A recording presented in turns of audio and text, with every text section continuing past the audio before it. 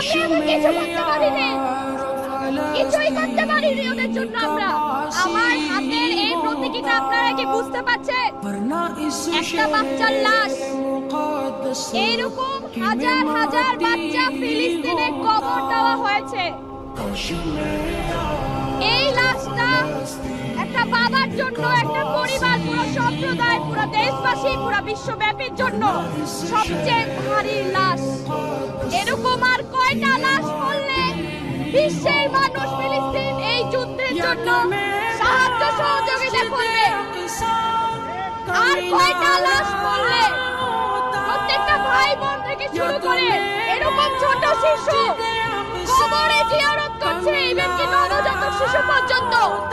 ওখানে চিকিৎসালয়, শিক্ষা, বিশ্ববিদ্যালয়, সকল ধরনের স্কুল কলেজ পর্যন্ত ধ্বংস করে গাজা আজকে ধ্বংসের দিকে যাচ্ছে। আপনারা গাজার জন্য আওয়াজ তুলুন।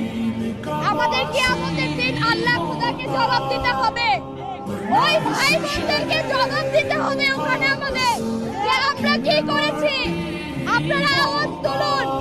এটা একটা মুসলিম হিসেবে শুধু দায়িত্ব না, আপনার মনুষ্যত্বের মনে প্রশ্ন থাকা উচিত যে আপনারা কি করছেন ওদের জন্য। আপনারা মিলাতে পারবেন চোখ?